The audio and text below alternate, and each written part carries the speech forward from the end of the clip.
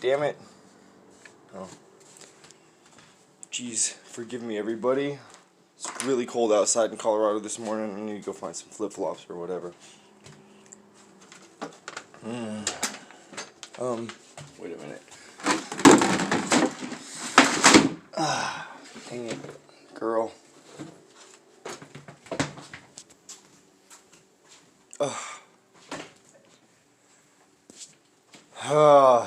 Tori, where's my shoes at? Either any 3 of the slippers that I own or any 2 of the flip-flops. Do you know where they might be? Jeez, man. There's one of them. Yay. And there's the other. Yay.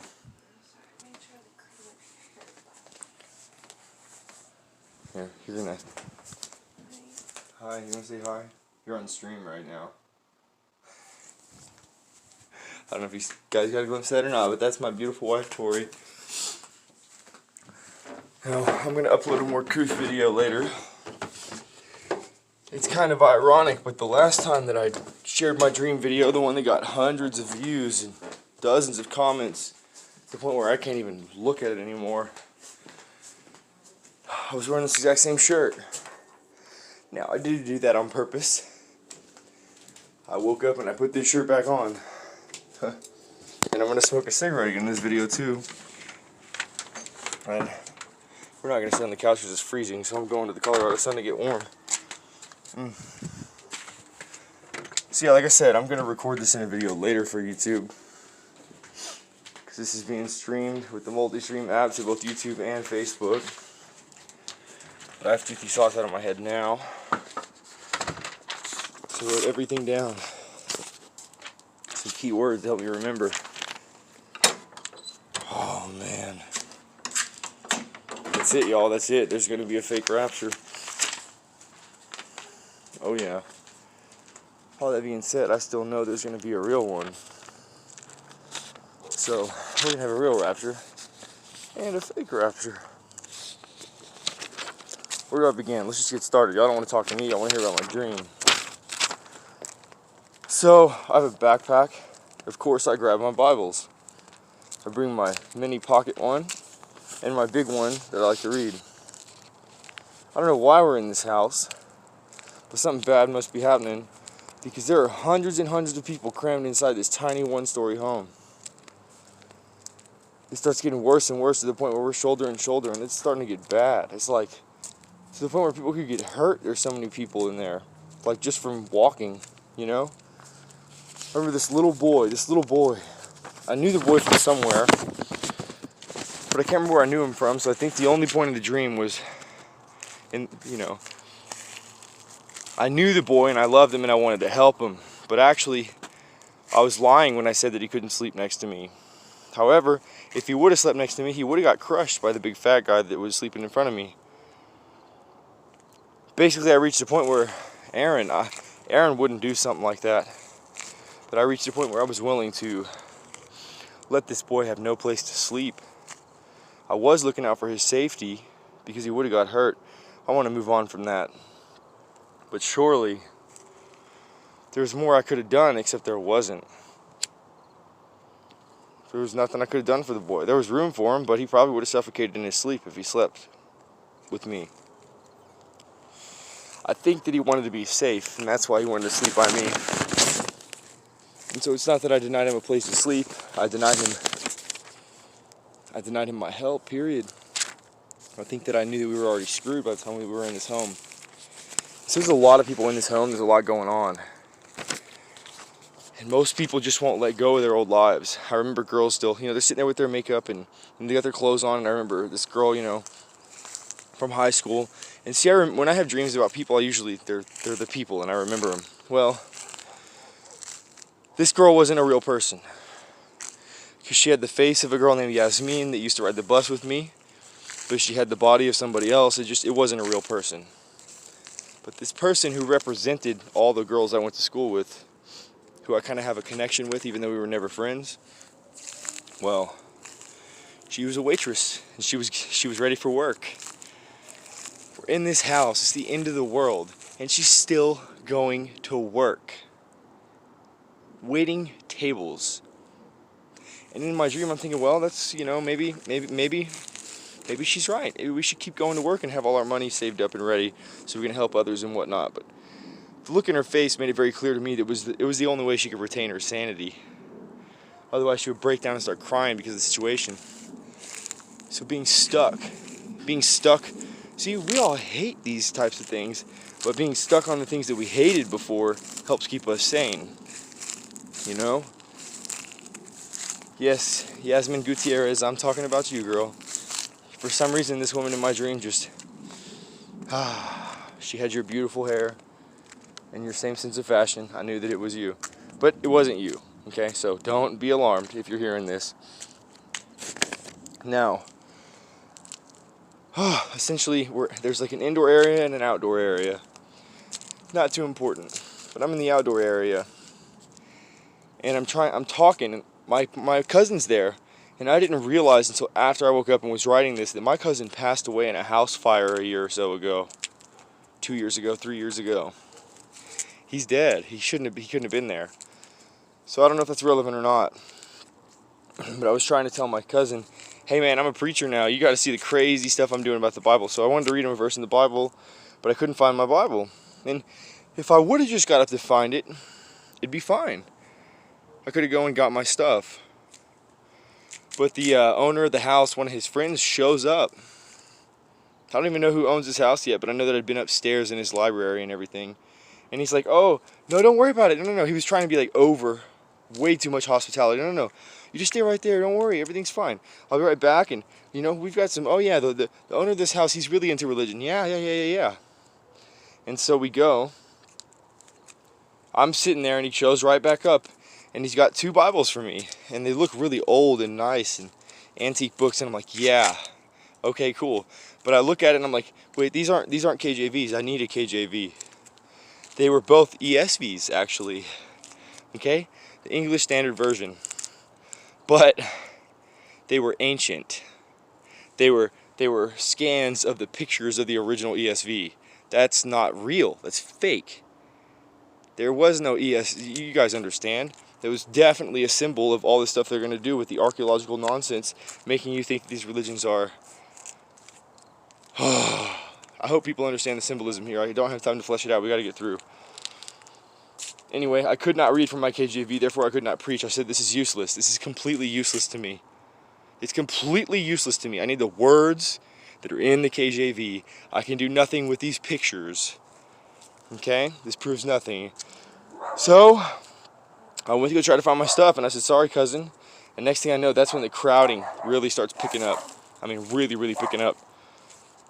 And then, oh man, guys, it's going down. So it's like I literally can't move at this point. I'm like shouldered against the wall, and I can't get back against the crowd to go get my stuff. It's impossible. It's over. I have no way to get back to my things. And only I can remember from this point is, you know, a lot of the people are kind of like gangster type people, you know, into rap music and whatnot. And I hear somebody talking about getting your dick sucked for $40, and they weren't talking to me, but that's all I can remember. It seems like it might be relevant, because it's all I remember from that part, so I'm throwing it in there. Sorry for the vulgarity. Next thing I know, we're at some kind of... I don't remember anything about this. There's some kind of dinner party. Things have gotten better, you know. We're all starting to socialize, and things feel better. And I'm in the shower, and I'm starting to think about just going ahead and sleeping with this person who I've been corresponding with. I'm not sure if they were in the dream or not. They must have been. I don't know. But I'm about to give in to some of my fleshly temptations, which is something that I do not do anymore. So, for one, where's my wife and where's my kids? Why am I in this house with a bunch of 20-something people, 20-year-olds, you know, hundreds and hundreds of us? Well, then scene skips over, and it's like it looks like an R. Kelly music video or something, like Ignition. I don't know, it's like no, because they're in like a small bar.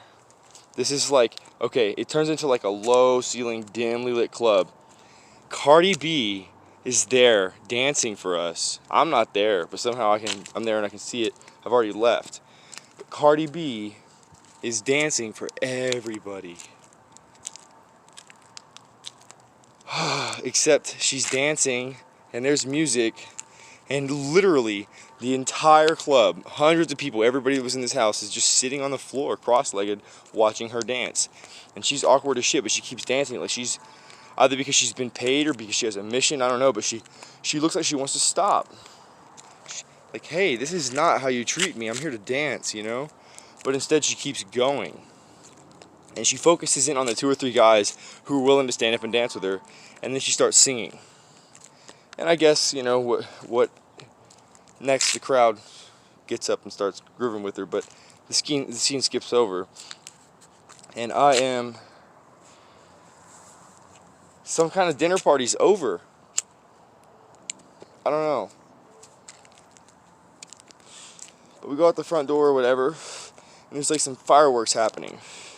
You know, like a Thanksgiving kind of get together for the family, you know, like a real casual one. Paper plates, you know, casseroles and stuff, whatever. And I don't remember any of that. I just know that that's why we're here and the mood has changed. Well, we're done. I walk out the front door because everybody's out in the front yard waiting on something. Some kind of fireworks, some kind of celebration happening. Is some kind of holiday? Labor Day? Today?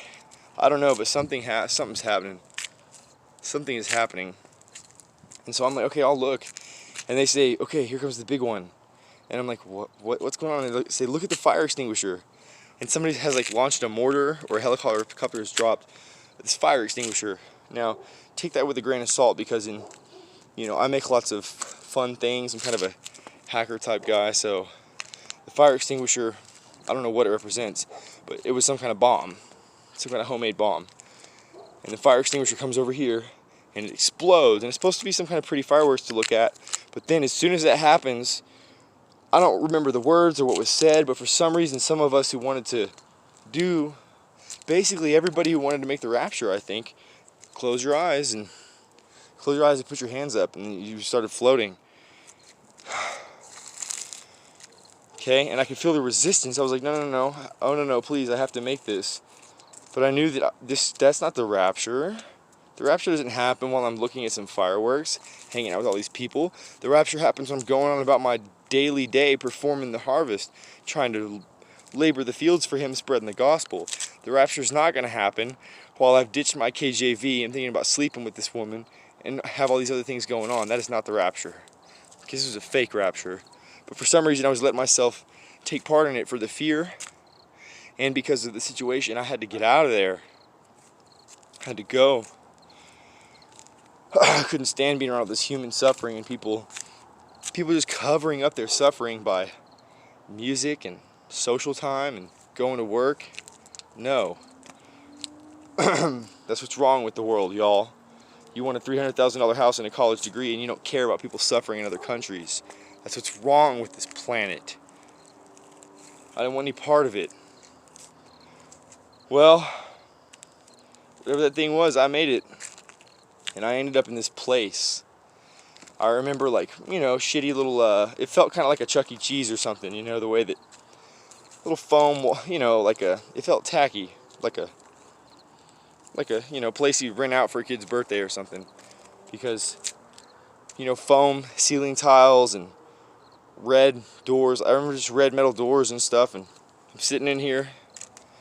There's a TV, and we walk in down this hallway, and they put us in this room, and they're like, okay, you're here, yay, okay, now y'all wait, and you sit down, and they give us some food. But you know what food they give us? They give us a fucking plate with no silverware, and it's got Lucky Charms and 2 slices of nasty school pizza. Y'all remember that school pizza? No nutrition, no nothing. Now, I'm a huge nutrition guy, so I know damn well we need to be eating better than that. Well, we're sitting there, and there's some weird kind of techno music playing to keep us comfortable, I guess, and I've recently come to not like this whole cyber. Look, I've been waiting for the game Cyberpunk to come out for a couple years now. I've been so excited to play it. Well, I can't now because I know it's all a trick to make me all psyched up for these kinds of things. Old Aaron would have loved to be in this room because next thing we found out was we were on a Moonbase. the windows went up and we just realized we were on the moon. They told us, you're on the moon. There's a helicopter. There's a helicopter. It seems like we got here on a helicopter ride, perhaps. See, if you look out the window and you can kind of see the other. So I'm in a room. If the room's here, there's a hallway there. I don't know if you can see my hands. This is a hallway there. So I'm looking out the window, right? If this screen is my window, then over here on the right is the other hallway, and on the left, it's just like a big cliff way down there with a helicopter and just like moon desert, okay? Well, helicopters shouldn't be able to fly on the moon, okay? And it looks like we got here on that helicopter ride. So I don't think that we are even on the moon. Well, they're telling us that we're on the moon. And they just tell us to sit down and make ourselves comfortable. We're basically in this waiting room, but we're eating this nasty food. And I'm starting to realize this place is locked down. There's no way, there's no door. We can't open these doors. We can't do anything. And so I'm trying to find a way out now. I'm like, y'all, if these people were really trying to help us, then why are they giving us Lucky Charms and high school pizza? Don't you think we should have some food? We don't have silverware. We don't have nothing.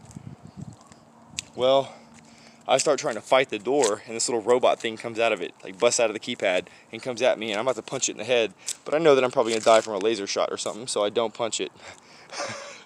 Right? Well, then the door opens, and they take the girls away, most of them, and, you know, basically they call on this one girl, and they say, okay, you first, everybody follow her. It seemed like they were setting up a hierarchy and like leader teams of something already. And I'm like now I'm afraid because whoever the girl was that was in this room with me, I felt bad. And no, it wasn't the girl who I've been corresponding with lately. It was somebody else at this point because they were very much Hispanic, whoever they were. I don't know. One of my exes, I have no idea who it could have been. But then I'm like, oh no, I don't want to be in this room alone without her. And luckily this guy comes. And he's wearing like a sports jersey, bright blue colors. And I'm like, he's like, alright guys, y'all come, go ahead. Y'all aren't ready yet, but you can go ahead and come with me. I guess he could sense my unease somehow. He's like, go ahead and come with me. We're gonna come down here in this waiting room, and he's like, yeah, this is where we hang out, you know, and we're gonna get you some stuff for your briefcases. And I'm like, what the fuck? Immediately in my head, I'm thinking like Men in Black. They're about to turn us into Men in Black. They're about to turn us into Men in Black. And I'm like, okay, whatever, dude. And I'm just walking. I'm like, oh, this is a little bit of relief actually, because I see the room and it's got like Lazy Boys and sports jerseys everywhere.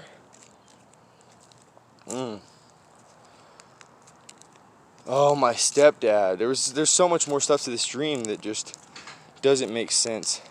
My mom and my stepdad went and I don't know, my stepdad Will was trying to fight with me about something. He didn't like the fact that my mom had bought me a new cell phone, and he said, I'll give you $1 if you give it back to her and tell her it doesn't work. Will, I guess this is for you, bud. Hope you see this. He said, I'll give you $1 if you tell her that the phone's not working. And I'm like, fuck you. You think I'm a fucking little... What the fuck am I going to do with $1, Will? And so you and I start kind of going at it, bickering. I'm about to whoop your ass. And I don't really remember, but she bought me a PlayStation 2. There were some other weird things happening. I don't understand. I was hanging out with somebody who likes to ride bikes. Bill Graham, I think it was you. But it wasn't you. I don't know. You were going on about how cool it was that... Man, maybe these numbers are important. You were going on about how cool it was that somebody would fix... That in this place, in this town that we're hanging out in, people... Anywhere you go, somebody can fix your bike for $40. Or maybe... Melissa, maybe that's for your man there. I don't know. I do not know. There's so much more to pull out, I guess. Whew. People worried about money. There we go. That's what it is. People are still worried about money. You know? And he and I are trying to play this old PlayStation 2 game. See, my mom spent $150, $200 trying to make me feel comfortable about this place I was in. Mom, this is for you, okay? You went out of your way to spend $200 on me to make me feel comfortable. But you spent $200 on, you know what? an old ass original PlayStation 2, and it was only expensive because the seal the seal had never been broken.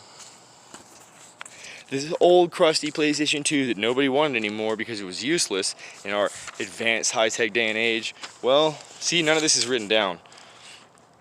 It was this old PlayStation 2, the original one. Its seal hadn't been broken, so its warranty was not void. It could still be returned to the manufacturer, y'all. Don't let your seal get broken or you lose your value. Do you understand? Guys, this dream is so important. This is so important. Mom, you gotta quit trying to get me to love you again. I love you already. And same thing with Jesus, Mom. You don't have to do anything. You're forgiven by me and by Him for everything already. All you have to do is accept it and understand that you're perfect just the way you are. Okay, He loves you already.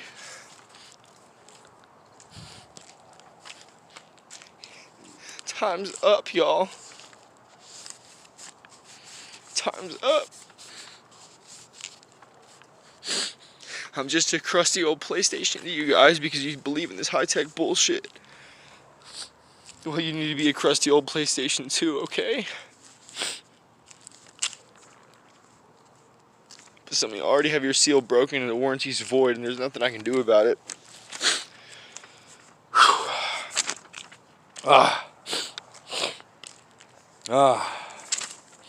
Yeah, so me and this guy, whoever he is, who gets his bike repaired for $40 a pop, he wasn't interested in playing this game. See, while he's inside playing, this totally has to be about this man that I've been trying to help. He's inside playing the PlayStation for me while I'm outside doing something else, unpacking my stuff, I don't know. And I have a second controller, and I realize that he's plugged the controller into the second player port. And so I go on and I plug this other controller into the first player port, and I'm going to mess his game up. It's just to play with him a little bit. But then he comes back out and he's bored, and he's like, I don't want to play this game anymore. Oh, I think we can't help him after all, Miss Melissa. Well, he gets tired of playing that game, and he comes out and he says, man, that just wasn't fun. I don't know, maybe not. Maybe it does. Maybe that means we can't help him because the old game is an old PlayStation game that's boring and nobody wants to play it. I don't really understand. But he comes out and that's when he started trying to get his bike repaired for $40 a pop. Who knows? Who knows? I guess everybody's lost. Well,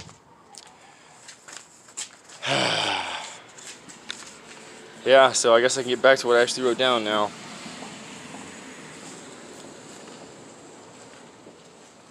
Yeah, look at the fire extinguisher. So, yeah. This dude who brought us into this waiting room, you know, he says, you guys giving you stuff for your briefcases because we're going to be Men in Black, I think. And then the next thing, or, you know, gung-ho BLM protesters or, you know, believing in any of this fake nonsense.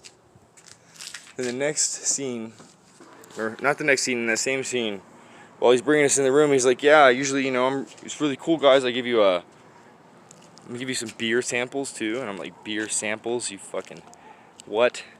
I've always hated that. Just pour me a pint. You got 50 kegs back there. Just pour me a pint. But no, he's just gonna give us some beer samples, and it's supposed to make us feel good. I don't like sports. The only theme in this waiting room to make me feel Busy Boys and, you know, sports shit. I couldn't care less. I could not care less. It was so clear to me this was just fake plastic shit that made people feel comfy, and there was no genuine thing behind it. Sorry for the connection. I'm actually, shit, I'm walking away from my Wi-Fi. I hope my data's been on. Well, yeah. This whole place was very, very dimly lit. And I forget who had the dream, ma'am. You had a dream where people were in some kind of spaceship wearing lime green clothes and they had you put on some lace underwear. I was thinking about you while I was sitting in that room, and I was like, this place is really dimly lit.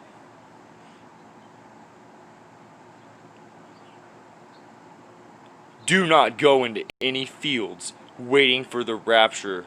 It's a trick.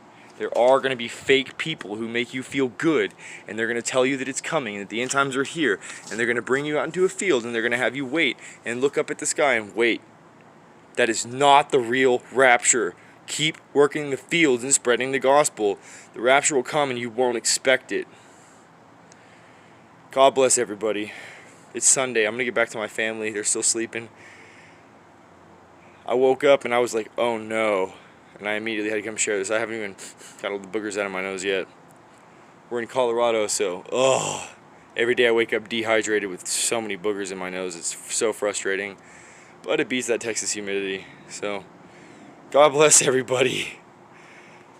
We're about to go home, but we need to get this message out, or there's going to be a lot of people trying to go home who don't come home with us.